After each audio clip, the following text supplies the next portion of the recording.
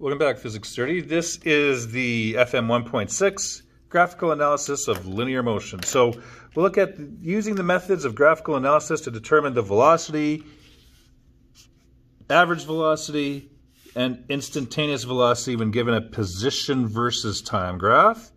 And then we'll look at the acceleration, average acceleration, and instantaneous acceleration when given a velocity versus time graph. So we'll see here, there's a comparison here that we're going to be looking at. So if I have a position versus time graph, so a delta D versus delta T graph, when given a section of a graph, the slope will give us velocity. And you know what? That makes sense because the equation is delta D over delta T. And of course, where have you seen that before? Slope is equal to change in y over change in x. So rise over run, and on a velocity versus time, or sorry, a position versus time graph, our y is represented by d and our x is represented by t. So this, so if it's a straight line graph, the slope gives us velocity. If we're looking at a curved graph, the slope of a straight line connecting 2 points would give us average velocity if it's not a straight line graph. And if I want this, the velocity at a particular instant in time, we're going to look at the slope of a tangent line giving us instant velocity. So it kind of is a peek at what you'll be doing in calculus. Now if I look at velocity versus time graphs, guess what? It's very similar. V equal V versus T type graphs. And again, look at our Y is represented by V, our X axis is represented by T. So again, the slope of that graph gives us acceleration. And again, that makes sense because acceleration is change in V over change in T. Change in Y over change in X, but in our particular case, change in V over change in T. And of course, if it's not a straight line graph like that, the slope of a straight line joining 2 points would give us the average acceleration of that object in that area. And of course, the slope of a tangent line at a particular point would give us instantaneous acceleration at that point. So we'll go through all of these scenarios. So given the position versus time graph of a moving object, determine the velocity of the first 7 seconds. So first 7 seconds takes us up to here, right? And it's a straight line graph. So if I'm looking at the slope or looking at velocity, it's just simply going to be a straight line, and I can just simply call it velocity. So velocity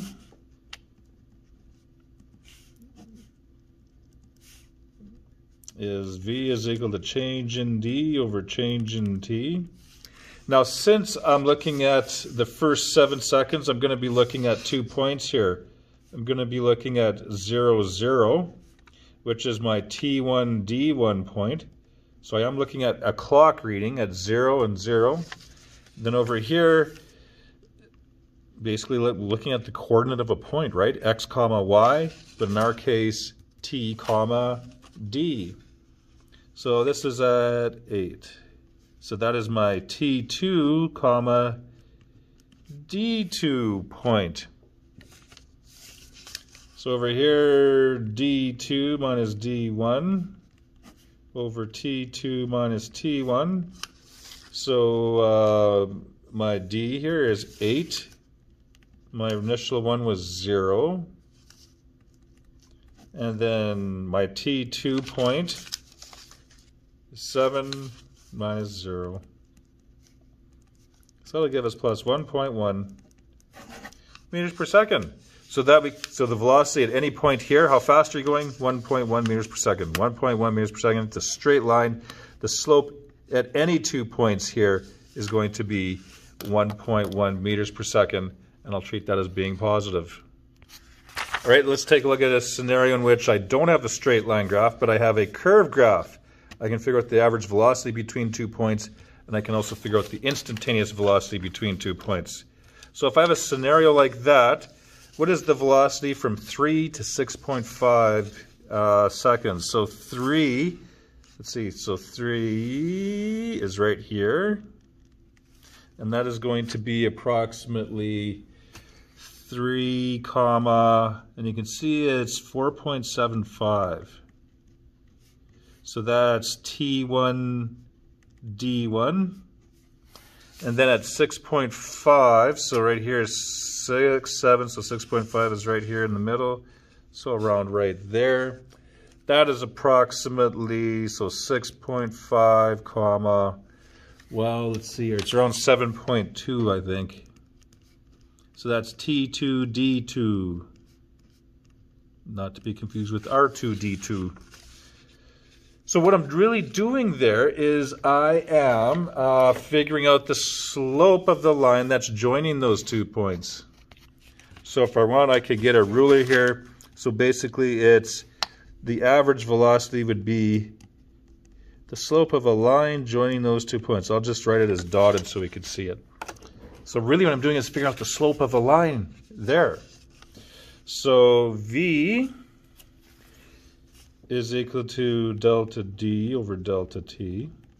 In this case, D2 minus D1 over T2 minus T1. So D2 is 7.2 minus 4.75. And my 2 times 6.5 minus 3.0. So that's going to give me plus 0.70 meters per second approximately. All right. And instantaneous velocity at 7. So I want to look at what's happening at exactly... Oh, I have tons of writing on there. That's too bad. Now, for our intent and purpose, what we can do to figure out a tangent, we want to figure out the slope of a tangent line. So to make a tangent, like you can see that the slope in this area here is kind of doing what my ruler is showing. Now, an easy way to figure out the exact slope is to look at the point in question. Now, we just simply can't take this point and divide. Because again, a slope requires 2 points. So what we can do is we have this point here, and you can see how far it is away from that 7-second line. Make an equal point on the opposite side. So I'll have that, and take your ruler and match those up. So you can see here, this will be approximately the slope. But what I have to do is move my ruler up so it just is at that point. So keeping the slope of my ruler as is, move it up so we just see that point. There we go. And then that would be my tangent line. And then all I need to do is pick 2 points that fall on that tangent line. What to look for is look for 2 points that kind of fall, that are going to be easy to read. Like you can see here, this one here is at 10, 4.5. So yours will likely be a little bit different than mine because you likely drew your tangent line slightly different. And this point right here is at a crosshairs too, where 2 lines meet. So it's at 6.25 and 7.5. So those would be the points that I am going to use. And again, yours will be different likely. But we should get similar to the same answer. So V is equal to change in D over change in T. D2 minus D1 over T2 minus T1. So let's see here. So this is going to be T2, D2 for this particular question. And this one is T1, D1 for this particular question. So D2 is 4.5 minus my D1 is 7.5. So 4.5 minus 7.5. Okay, so that's what I get for mine. Now yours will likely be a little bit different, remember, that's okay. And then 10 minus 6.25. 10 minus 6 point, oops, 6 point, no, it's a 6.5, I guess.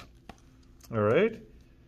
So with figuring that out, I'm going to get, so -3 on top. And then on the bottom, I'm going to get 3.5. So -3 divided by 3.5 is going to give me negative, which makes sense. Negative 0.86 meters per second approximately. So you can see, yes, it's a negative slope, and it's going to be less than 1. So take a look at yours. You should get a slope that's a little bit less than 1, and of course negative, and that's what you should get. So something very similar. Okay, I think what I'll do is I'll stop there, and we'll look at part 2 and look at the final example.